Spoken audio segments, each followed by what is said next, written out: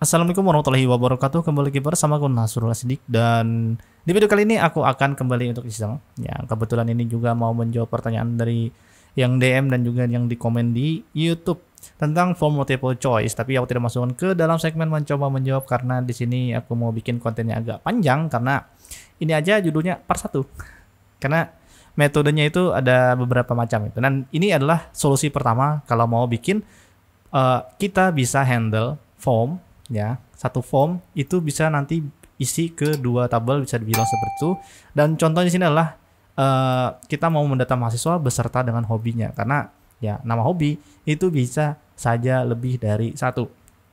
Nah, di sini juga sudah aku sediakan database-nya. Di sini aku pakai 3 tabel.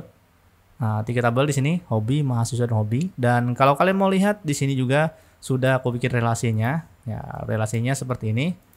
Jadi si masternya nanti si hobi, data yang muncul ini hobi, hobi itu adalah masternya untuk hobi-hobinya. Setelah itu mahasiswa ini yang menjadi objek nanti, dan mahasiswa hobi ini adalah yang akan menghimpun data-data mahasiswa ini punya hobi apa. Jadi ada pakai metode 2 tabel untuk menyimpannya. Nah, dan di sini khusus pengguna PHP ya.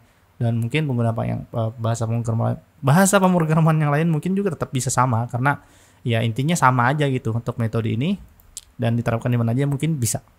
Mungkin ya, karena aku tidak tahu juga. Nah, metode yang aku mau sampaikan di sini adalah metode kita menggunakan name dari si checkbox-nya ini berbeda-beda. Nah, jadi aku buka codingnya. Di sini aku pakai PHP murni, dan standarnya aku pakai WebGIS PHP. Di ini database-nya aku pakai JOSCAM ya, karena menurutku enak daripada pakai MySQL itu. Aku kurang bisa. Di sini aku sudah bikin contoh DB untuk database-nya. Jadi perfect di Iseng 3. Kalau kalian mau download nanti kalian bisa cek aja langsung satu file di Iseng 3 ini. Nah, di sini aku pakai template si Bootstrap untuk tampilannya biar ya bagus lah daripada HTML murni. Nah, setelah itu untuk formnya sendiri, itu formnya sangat simple, kayak gini aja. Pertama di sini kita pakai nama mahasiswa, ini nanti yang akan kita masukkan ke tabel mahasiswa.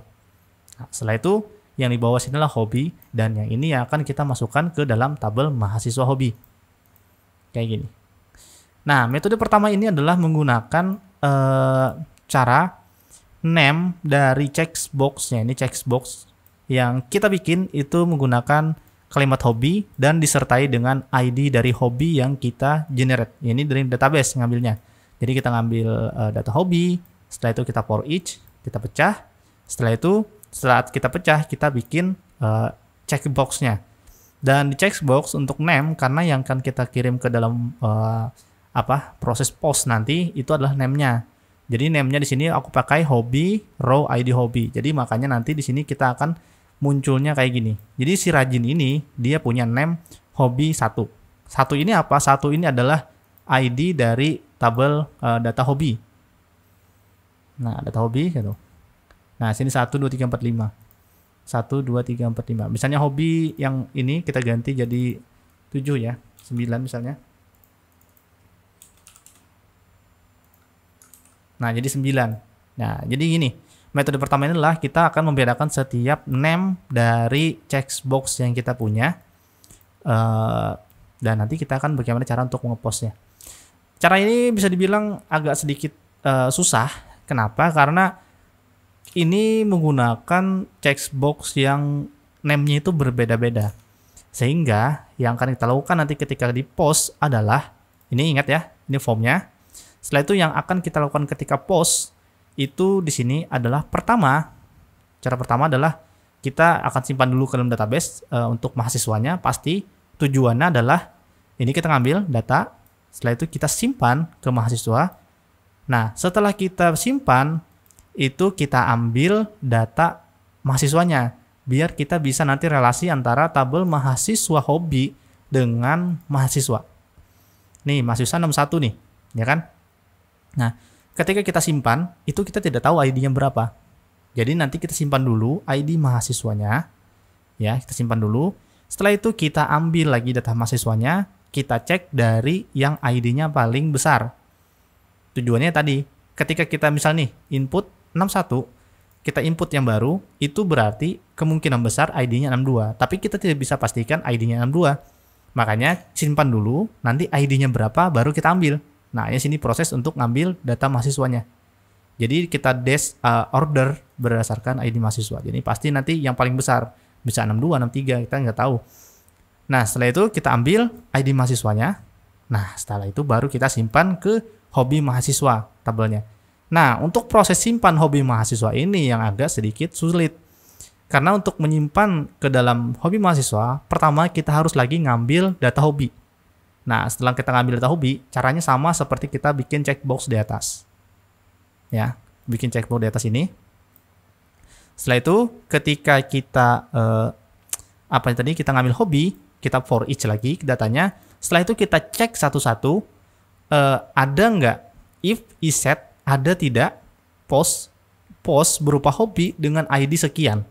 Nah, jadi ketika dia ada, ketika kita cek if isetnya ada, nah berarti kita bisa untuk menyimpan data tersebut ke dalam database. Jadi pastinya adalah kita ngambil ketika kita nyimpan, kita ambil hobi, setelah itu kita cek ada nggak name hobi dengan ID sekian. Kalau ada, kita simpan ke dalam database. Itu sih sebenarnya intinya. Nah, jadi gini, kita akan coba jalan. Khairuddin misalnya, dia punya hobi rajin, tapi dia tiap absen misalnya ya. Nah, kita simpan. Boom. Nah, di sini kita bisa lihat, ini adalah yang di-post, yang diterima oleh server. Ada nama mahasiswa, Khairuddin. Setelah itu ada yang diklik, itu hobi 1.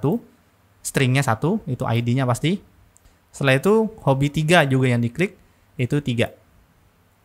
Nah, setelah itu simpan ke mahasiswa dulu, kita simpan data Khairuddinnya. Setelah kita simpan data Khairuddin, kita order ID-nya yang paling besar berapa? 62 ID-nya ya sini ya. Baru kita simpan ke hobi. Setelah itu kita cek tadi data diambil dari checkbox dengan name hobi 1. Dia bisa detect seperti itu karena kita melakukan proses post hobi di iset dulu dengan ID hobinya sekian. Jadi kalau detect baru dia simpan ke dalam database. Jadi kayak begini cara kerjanya. Cara kedua sebenarnya bisa tanpa untuk ngambil ke database. Kita cukup mencari name-nya yang di post. Jika ada yang detect dengan hobi misalnya, bisa kita cek dengan proses sejenis exploit gitu mungkin hobi. Ketika ada detect, ada variable hobi nilainya, baru kita for each juga bisa seperti itu. Tapi sini aku tidak akan jelaskan. Aku cuman aku tampilkan caranya, cuma aku mau jelaskan gitu aja. Kita bisa juga seperti itu caranya, tapi menurutku yang paling enak yang tadi. Kita ngambil dulu data hobi, setelah itu kita cek per ID hobi gitu. Terus kenapa pakai hobi? Misalnya kita pakai ID-nya aja 1 misalnya bisa nggak? Bisa, cuman yang jadi pertanyaan adalah kalau nanti kita punya lagi POM satunya yang juga multiple seperti ini, kita tidak bisa bedakan. Karena ketika ada hobi misalnya 1, name, 2, 3, dan seterusnya, di bawahnya nanti ada satu lagi, kita juga name 1, 2, 3 mungkin, ya agak sedikit kurang unik. Makanya di sini aku pakai hobi 1, hobi 2, hobi 3, hobi 4, dan hobi ini yang otomatis dari database. Gitu. Jadi caranya adalah pertama seperti itu. Untuk video ini, mau tidak akan panjang-panjang. Nah, untuk yang ngambil data, kok bisa jadi seperti ini? Nah, di sini untuk ngambil data, di bawahnya sudah ada juga table, ada mahasiswa hobi. Nah, untuk data hobi, di sini aku ngambil menggunakan cara group concat. Jadi kalau di MySQL itu ada namanya group concat. Jadi kita bisa menggrup nilai hobi, ya, nama hobi dari mahasiswa hobi yang dijoinkan. Ini jadinya select di dalam select. Kalau kalian mau lihat codingnya, itu bisa nggak ya? Get db, get last query. Ini kan tampilan ininya aja, tampilan codingnya, jadi mungkin nggak kelihatan. Nah, ini codingnya. Jadi select, setelah itu di dalamnya ada select lagi, select group concat hobi. Jadi kita mau menggroup data hobi dari mahasiswa hobi, kita joinkan dengan tabel master hobi berdasarkan ID hobinya, di mana X itu adalah mahasiswa hobi, ID-nya ID mahasiswa dari X mahasiswa hobi itu sama dengan data mahasiswa ID mahasiswa gitu. Jadi intinya aku ini ngambil ini dari dua tabel sekaligus. Dari 3 tabel sekaligus. Pertama mahasiswanya, setelah itu kita ngambil mahasiswa hobi, berjoin dengan hobi, baru kita dapatkan kayak gini. Ya, ini variasi kalian. Kalian bisa juga menggunakan cara pertama ngambil mahasiswa, setelah kita ambil mahasiswa, selanjutnya adalah kita ambil data hobinya dari mahasiswa hobi. Bisa kayak gitu. Jadi pakai 2 query. Ya, di sini aku pakai 1 query aja, yaitu menggunakan select, di dalamnya select lagi. Ini cara yang umum sih, seperti ini sih biasanya. Gitu. Jadi gitu aja video untuk kali ini. Untuk cara pertama ini menurutku agak sedikit susah, ya karena tadi yaitu kita ngambilnya tidak beda-beda untuk name-nya. Tapi ini bisa dipakai untuk kalian, ya kalian ini lebih enak buat kalian kan tidak tahu gitu. Oke, sekian video kali ini, video iseng 4 giga kali ini. Ya, semoga bermanfaat dan gitu aja. Like kalau kalian suka dan dislike aja kalau kalian tidak suka. Sampai ketemu lagi di video selanjutnya. Assalamualaikum warahmatullahi wabarakatuh.